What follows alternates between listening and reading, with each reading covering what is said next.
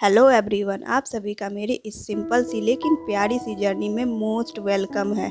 आज है 29 जैन यानी संडे का दिन और संडे होने के कारण मैं आज 6:30 बजे उठी हूँ जानबूझकर, ताकि अपने माइंड को और अपने आप को थोड़ा सा रिलैक्स कर सकूँ। और संडे यानी कि रिवीजन का दिन और थोड़ा सा रिलैक्सिंग का डे। लेकिन एक दिन पहले मैं सोच ली थी रात में कि आज सबसे पहले बिहार की हिस्ट्री पढ़ूंगी। आखिर हमारे बिहार में और ऐसा क्या क्या है जिसके कारण मुझे गर्व होना चाहिए कि मैं बिहारी हूँ। और साथ ही एग्ज़ाम व्यू से तो बहुत इम्पोर्टेंट होता है।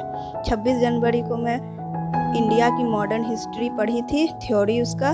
और अब बारी है बिहार की हिस्ट्री पढ़ने का, मॉडर्न बिहार की हिस्ट्री पढ़ने का, ताकि बीपीएससी में जो एग्ज़ाम आता है बिहार से रिलेटेड वो क्वेश्चन चूक ना जाए। खैर, मैं इसी उम्मीद के साथ सुबह 7 बजे से तैयार हूँ 4 घंटे की ये क्लास को 1.5 से 2 घंटे में क्लियर करने की। और शुरुआत की हूँ मैं नदियों से। बिहार में कौन कौन सी नदी होती है, वेस्ट से ईस्ट तक की नदी तो मैं और पीहू मिलकर याद कर लिए थे, आप पिछले वीडियो में देख सकते हो। और अब बारी है नीचे यानी कि झारखंड से और यूपी से कौन कौन सी नदियां हमारे बिहार में आती है इसके बारे में जानने का। और बड़ा ही मज़ेदार है, कर्मनाशा, सोन, पुनपुन, फल्गु एंड क्यूल एंड अजय नदी के बारे में जानकर बड़ा अच्छा लगा। और साथ ही जब हम हिस्ट्री पढ़ते हैं तो सारी हिस्ट्री तो हमारे देश की ही होती है, और इंडिया में ही बिहार है तो, और बिहार बंगाल पहले एक ही था, तो बहुत सारे चीज़ें जो है टकराना ज़रूरी है। और बिहार की हिस्ट्री और इंडिया की हिस्ट्री अलग थोड़ी ना है, बस बिहार में जो स्पेशल आंदोलन वगैरह, क्रांति वगैरह हुए थे उसको जानना है। और इसी तरह से 3-4 घंटे की क्लास अब ख़त्म होने आई।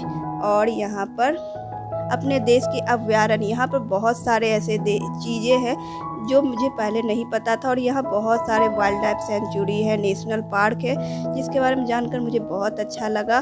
और वेस्ट चंपारण में सबसे ज़्यादा वाल्मीकि टाइगर रिजर्व है, यानी कि बिहार में टाइगर भी है, ये मुझे आज पढ़ते हुए पता चला। Guys, be proud to be an Bihari. और चूँकि आज संडे है तो हाफ डे मैं रिलैक्स करूँगी और रिवीजन करूँगी, और साथ ही समोसा पार्टी करूँगी। आप लोग भी ज़रूर आइएगा। लेकिन करंट अफेयर कभी भी नहीं रेस्ट करता है, और आज का एक करंट अफेयर बनता हुआ खेलो इंडिया मध्य प्रदेश में होने जा रहा है। और इसी के साथ लेट से उठने के कारण डांट पड़ चुका है, तो आगे और डांट ना पड़े इसके लिए घर की बाकी बचे काम को फटाफट मैं फिनिश करती हूँ, ताकि संडे खराब ना हो और पूरे अपने आप को रिफ़्रेश कर सके अलग अलग एक्टिविटीज़ करके। सो ये है संडे का मेरा रिलैक्सिंग डे।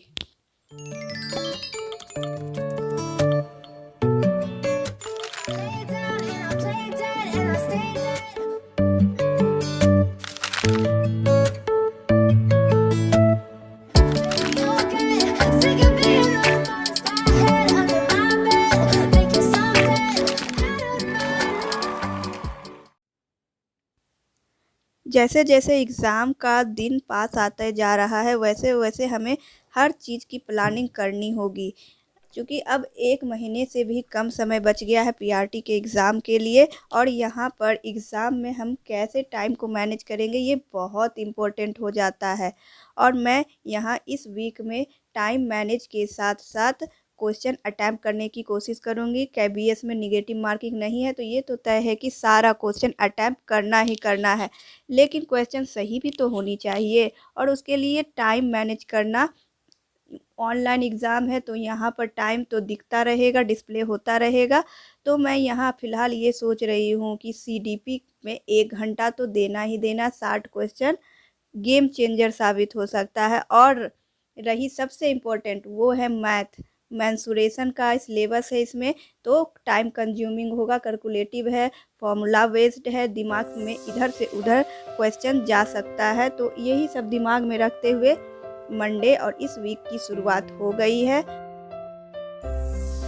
मैथ का सिर्फ 20 क्वेश्चन है, लेकिन इसके लिए कम से कम 30 से 40 मिनट देना होगा। प्रीवियस ईयर के क्वेश्चन से ये तो पता चल रहा है कि मेंसुरेशन के क्वेश्चन एकदम फार्मूला बेस्ड होंगे। अगर थ्योरी क्लियर है, प्रैक्टिकल उसका किया हुआ है, प्रैक्टिस किया हुआ है, आराम से बन जाएगा। लेकिन थ्योरी ही क्लियर नहीं रहेगा तो कितने भी एमसीक्यूज़ बना लें, एग्ज़ाम में सेम टू सेम क्वेश्चन तो बिल्कुल नहीं रहेगा। इसलिए थ्योरी हर सब्जेक्ट का क्लियर होना बहुत ज़रूरी है। और प्रैक्टिस सेट से ये पता चलेगा कि हम टाइम किस तरह से मैनेज कर रहे हैं। एग्ज़ाम ऑनलाइन है तो ऑफ़लाइन प्रैक्टिस करने के बाद ऑनलाइन एग्ज़ाम बहुत ज़रूरी होता है देना। 3 आवर का है, लेकिन टाइम अगर सेपरेट कर के हर सब्जेक्ट को उसके हिसाब से टाइम देंगे तो लास्ट में आधा घंटा बचाना बहुत ही बेनिफिशियल होगा। यही सब दिमाग में रखते हुए मैं आज प्रैक्टिस सेट लगा रही हूँ यूथ पब्लिकेशन का।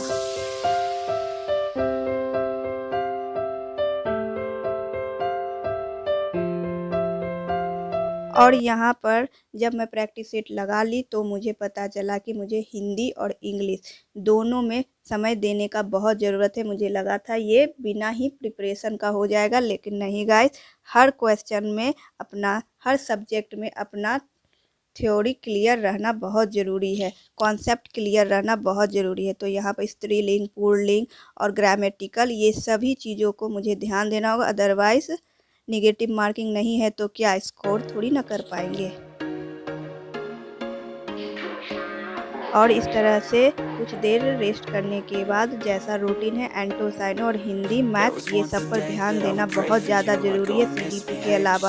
और इसी के साथ बाय गाइस, आप लोग अपना प्रिपरेशन के लिए आप सभी को all the best. Bye, please support and